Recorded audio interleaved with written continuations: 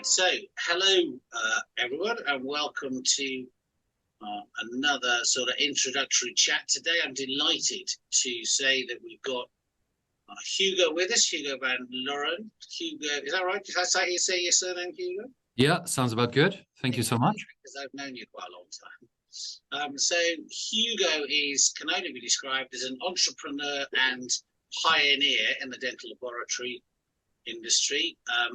Hugo owns a number of laboratories. You'll know Hugo from Medimatch in the UK, but Hugo also has laboratories in France. He's opening a new one in Germany at the end of the year, Ireland, Spain, Italy. So definitely the laboratory entrepreneur here. He's a huge sector expert on dental laboratories as a result, both in trends, in fabrication, and in digital development. He's going to join us today just to tell us a little bit about how he got here, how he ended up in the dental industry, because I'm right in thinking, Hugo, you're not a formally trained dental technician, is that right? That's right, yes. And he's going to share with us where he thinks the profession is going, where strengths and weaknesses lie, and what the profession might look like in a couple of years. So Hugo, a warm welcome. Thank you very much. Right, so Hugo, let me ask you a question. How did you start in dentistry? Yeah, it was a bit of a coincidence, really. I come from a fairly entrepreneurial family, and we always worked as a family together on various projects. And at some stage, we were treating asylum seekers for dental treatment. They were literally locked up in camps. This is a number of years ago, and we somehow got in touch with the government and started treating asylum seekers for dental issues that they have. And while we were doing that with the family, and I was heavily involved in that, I saw a gap in the market for labs more than for dental surgeries itself. And so we consolidated our dental lab work. I wasn't doing very well, to be fair, in the initial round, and then decided to try that in the UK, and that's where it took off a little bit more. And so how long as we all know Medimatch, how long has Medimatch been going in the UK? It's about 15 years. So I'm an industrial engineer. I've done a MSc in engineering in Holland, where I'm trained. And I started my first lab here actually in Holland. I started the first one, but then that was a small lab that was serving the clinics. And then I moved over to the UK and trying to make it a bit bigger and a bit better. So I rented a moped and a small office, and I started Medimatch and literally went from dentist to dentist, asking them if they could please allow me to do the work for them. And many did say no. Some did say yes. That's always the case, Hugo. It is, yep. It's always a bit sticky and changing. Yeah, so that was the start of the UK, and then obviously Ireland is connected in the sense that language is easy to cross. Italy, I love Italy. The food is fantastic, and the country is beautiful. So I thought we have to start there. I happen to speak French, and I live in London, and it's enormously well connected. Obviously, you can take the Eurostar. So we started in France that way as well. Okay, well, that's fascinating, I think. So to trends now. Okay, so you've been in Medimatch 15 years. You know, you come from a family background in dentistry. So what have been the biggest trends in the last 5 to 10 years? What would you say were game changers in dentistry in the last 5 to 10 years? There's some very interesting trends, and I think particularly the lab industry is in a fascinating place, because it comes out of a very old-fashioned manufacturing type of a setup into something totally new, which is digitally driven. But what I see as a big trend is a little bit different. Is that patients get more demanding. They want everything done yesterday. There's a lot of pressure on dentists to deliver fantastic work very quickly, and at the same time there is a lack of access to labs because there's no more technicians. There's no good traditional manufacturing anymore available. So dentists are in a squeeze between the patient demand and what's actually available on the market. And in that space, there is all sorts of new things creating, like digital dentistry that try and bridge that. There is same-day dentistry, manufacturing and surgery. So you get all sorts of milling machines that become really popular. But also what's incredibly popular is, for example, direct bonding and same-day solutions. And I think they are all because patients want everything faster, better. And luckily for us as manufacturing, it now comes rather from having an idea of what it's going to be, making it, and then checking if it's what we wanted. Because of digital dentistry, we can now work top down. So we really can present to the patient before we start what it's going to be like, and then manufacture that, rather than manufacturing something and then find that the patient wanted it round, even though they prefer square or the other way around. Well, that's a really interesting point, because wearing my sort of Densura hat, my dental indemnity hat, it's become very apparent over the last sort of 4 or 5 years that a number of complaints have centered around patients' expectation not being met. One of the things that we're very keen on in Densura is digital dentistry, digital planning, and to show the patient what they're going to get beforehand. And also in things like implant planning, blending an intraoral scan with CBCT and making the drilling guides for implant prostheses, etc. So you could demonstrate, should you be judged by a group of your peers, that you're not found wanting because you followed a process. I think, digital dentistry has certainly been transformational.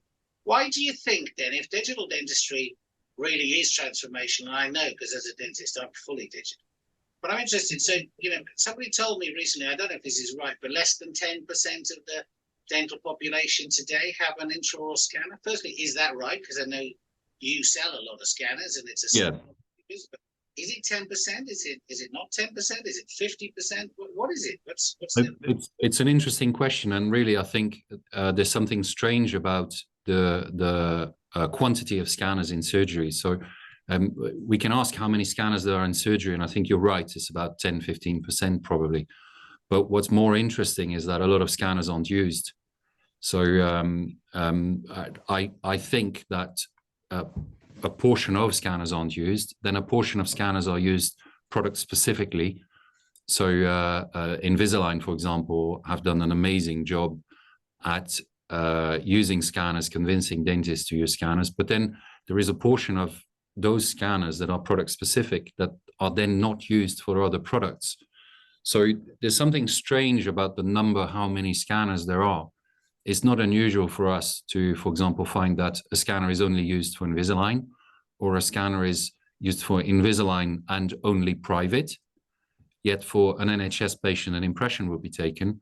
And then the next step would be, which is the right way to do it, in my opinion, is if you have a scanner, you ought to utilize it as much as possible so you get a good return on your investment. Sorry. Yeah, and that's what I see a lot. So the first time someone buys a scanner, about going on to their digital journey, and everything is about cost. How much is a scanner? What can I save? And so on. And you're quite right. Once they have a scanner, and once the dentist is digital, it's very much about what can I do? How can I protect myself? What workflows do you do? That patient expectation is crucial. So you scan the patient, you didn't do any treatment, you only took a scan, and then you empower your team to discuss with the patient what's going to happen. It's clear to the patient, you get a consent, and then you start.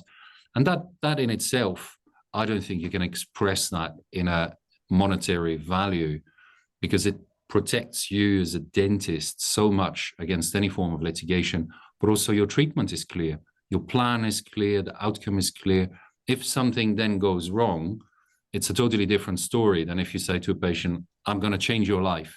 Bear with me, I'm going to change your life. That's not the same. Like, oh, I'm going to make this, it's going to look like this, it's going to take this much steps, it's going to cost you this. So it's a different approach to dentistry. It sounds to me somewhere in there's an education piece. Would that be right? Is it that the dentists just need to be educated on all the things a scanner might do, as opposed to just be a glorified impression taker. Yes, I think it's right. I think it starts at the basics. A lot of people don't actually know what a camera does, so what a scanner does, and it's not just an impression taking device. There are devices that do that where you just take an impression, but I don't think that's the right way to look at digital dentistry. It should be looked much wider than that. And for example, as you say, insurance is one point. So if you have a before and after with a scan, and you can present that, obviously you're much better protected than if you say without any proof that you've done the right things. Well, and that's, again, a very good point, because, in Densura, we pride ourselves on being less expensive, dentist focused, all that, but this is not really about Densura. But we give dentists who demonstrate a digital work path and have a scanner, we substantially discount their premiums every year, because their risk profile is less, because particularly if they use a scanner for communication and to obtain valid consent from somebody. So just moving past this then, so if I were to ask you from an entrepreneurial point of view, from a dental laboratory owner, guy who's been very successful, is in 5 or 6 countries, what makes a successful clinician in 2023? Oh, that's very hard. I don't say these questions are going to be easy, Hugo. I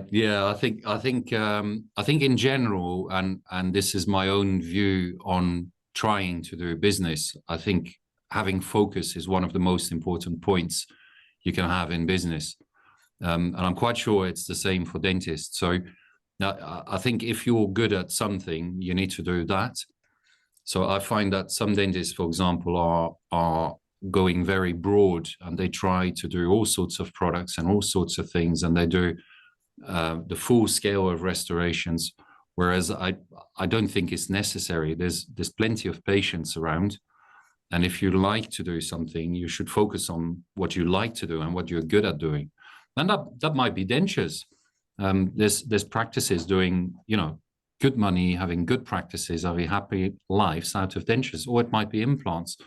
I don't think you need to do a particular direction. I think what you need to do is to have focus in what you do from the moment the patient comes into the door until the very end that they walk out with their restoration. And you should be brave enough to say to a patient, well, no, sorry, I'm not treating you, or that's not my skill set. I think that would make a difference for a lot of dentists. So that's really, excuse me, that's really interesting, because one of the things I've noticed, particularly post-Brexit, post-COVID, is we're seeing an evolution of a new kind of associate. And, whereas before associates would work for principals, there's roughly 42,000 dentists in the UK, roughly 33,000 full-time equivalents, and about 11,500 dental practices per se. So, roughly 25,000, give or take, people work for other people in the form of associate. And before, associates seemed to be very happy doing the work that came into the practice. But what we're seeing, certainly in the digital space, is we're seeing associates working in multiple different practices, identifying their own sort of core niche. So we indemnify a number of people now that are peripatetic implant guys, peripatetic aligner guys, peripatetic composite bonding guys. So they move around to make sure they get enough patients in, and they promote themselves through their own social media feed. Have you got any experience of that? That's just something. Yeah, absolutely. I think that's a good approach. A good example is that we sell scanners to associates. So they don't necessarily ask the principal for money for a scanner. They acknowledge and see that they have their own career path, their own interest, and they specialize more and more on what they do. And I'd like to think that those dentists are more successful. In my manufacturing perception, if you, for example, look at an auto clinic or any production where you do one particular thing really well, obviously you're going to be more efficient, you're going to be better, you're going to deliver better products. I'm not talking from the money side of things, but if you want to do a lot of something, you'll be better at it because you do it a lot. So I think those dentists are quite right in, rather than going really very broad and very general, they pick something they like and they do that, and they do that really well. And they get a name for themselves as well in doing that. In the old days, I guess it was some very famous implant guys that got a name for themselves. But now you can specialize in a particular product that I think will help the dentist in performing better. Well, it is interesting because we see a lot more portfolio work coming through where dentists put their portfolios together. I've been a dentist 35 years. 35 years ago, we didn't put portfolios together.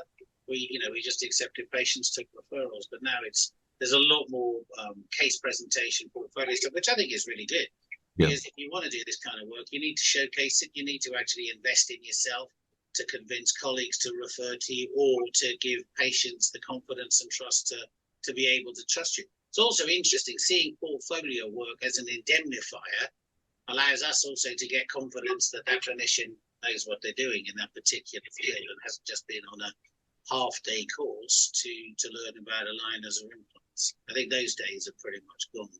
And people that do focus in on specific areas, invest a lot of time and finance actually into making sure that they really understand, which is really pleasing to see. Just want to touch on two things. So, the whole profession's been through a massive change, post-Brexit, post-COVID. We've seen a situation where lots of NHS contracts are being kicked back into central government. People are riding on this wave of excess demand. We're seeing that excess demand now peter out. I'm just interested in where you think we went after Brexit and COVID, and what do you think the market is going to look like in 12 months' time? Have you got any views? Yeah, it's a very very strange situation we had. From a lab perspective, I can see numbers are up, so we really recovered fully. We didn't recover in the same way, so NHS is still massively down. In fairness, NHS pricing from a lab perspective is up. We can no longer do the same things for the same price we did 5 years ago. The number of technicians are further down, so there is even more of a squeeze on dentists to try and solve it. And I don't think they'll be able to solve it because I don't see labs having low enough prices for dentists to make enough money out of a band 3. I think that's a real struggle. Excuse me. From a lab perspective, there's no technicians. So very, very specifically, I think a lot of very, very skilled East European technicians have left the country, and they have no aspiration to come back. I think whatever you may think of Brexit, I think it hasn't quite delivered what people wanted, which was closed borders, in the sense that we have a lot of influx from the Commonwealth. So I don't see where the benefit in that sense might be, whatever your point of view on the voting is. We still can't find technicians. We certainly can't find East European technicians, but we get a lot of more Commonwealth technicians coming in and offering they need a visa. That can be resolved. So that we see. I think where we're going, more private work, less NHS work, more specialized, higher prices, more consolidated. So small labs have stopped.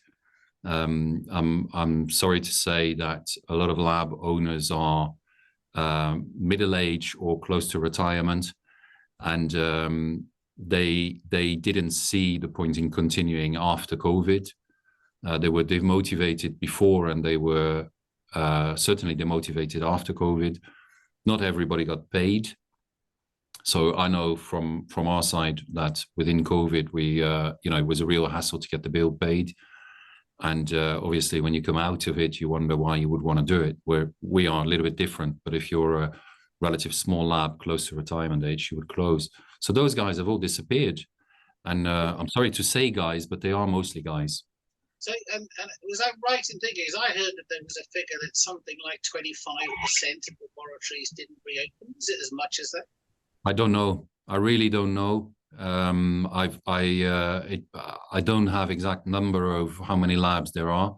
I feel labs open and close relatively quickly. They get bought out, or they it's quite a fluid thing. So I don't know, but I know from our own staff and technicians that a lot of them went home in COVID, and when it reopened, they had other positions in other countries where they could work, probably for more money as well. Okay, well, I think that's definitely it's definitely how it appears to be. I mean, certainly from where I'm sitting, I don't know what the listeners think. We're going to wrap it up in a minute, and it's been great listening to your insights. So, just one last question. If you were talking to the next generation of dentists, there's somebody who's done their DF, they've come out, they've been under the wing of a good principal dentist, they're coming out into dentistry. You know, I constantly get, when I talk to, you know, newly qualified, relatively newly qualified dentists, there's this fear of litigation, fear of being sued. I just want to take this moment just to say, stop worrying about that. It's actually smoke and mirrors. People are not being sued more today than they were 10 years ago. More complaints come through, but they will be dealt with. So if you're listening to this, don't start, you know, getting scared of taking teeth out and doing those things, because there's a lot of stuff that's circulating on the internet and meetings talking about, you know, being sued. And I know firsthand, because I've been in indemnity for probably about 15 years now, that is not the case today. But if you, Hugo, on that basis, if you were saying to some dentists 3 years out, you were going to give them 5 minutes of your time and 5 minutes of your wisdom, what would that be? I don't know, actually. I I don't know what I could give dentists. I think well, for example, would it be, don't even start with analog, go to digital? Would it be set your stall? You know, you talked about people differentiating. That's something you said you believed in. So I'm just kind of helping you. Oh yeah, no, certainly, 100%. I think you have a very good point. So although we sell the digital workflow, and I'm a great fan of going digital, I think it's very important to learn the analog version first. I would agree with you. Don't be scared. Try it, and it's one of the things we sometimes say to young starting dentists. Rather than us doing a crown or making a product, let's take an impression, send it to us. We'll make a nice model, and then we'll clean what we need to clean. We'll send you the model back, and just put a pen stripe on where your margin is, and just that exercise will translate in you later delivering a beautiful margin when you do a digital case. So I think many things are a bit like driving. You know, you can follow lessons and you can do all sorts of things, but until you get the key and somebody tells you go and get some petrol, you're actually quite, you know, you need to do it. And certainly to become a really good digital dentist, I think to become a really good dentist in general, you must go through the exercise. You must try everything. Yeah, there's the pearls of wisdom. That's what I was after. Okay, well, so listen, I think that's probably enough for this chat. It's been great having you on. Thank you for giving you time. Anyone listening to this must come to the conclusion that you know what you're talking about. I know, and I've worked with you for a long time. I know you're one of the good guys in the profession. You know, if anyone wants to get in touch with you, Hugo, how do they do that? Probably the best is email. So it's hugo@medimatch.co.uk. There's your WhatsApp. There's your Medimatch plug. Yeah. Thank you for giving me your time tonight. I hope you guys who listen to this have enjoyed it. If you have any questions, get in touch with Hugo. Hugo is the man to talk to. If you've got any questions for me, email Hugo, and Hugo will pass them on to me. But this isn't about me. This is about Hugo and Medimatch and what he's doing, and also an insight in the industry. And it's been really useful. So Hugo, on behalf of everyone, thank you very much again for your time. Thanks for having me. Thank you very much.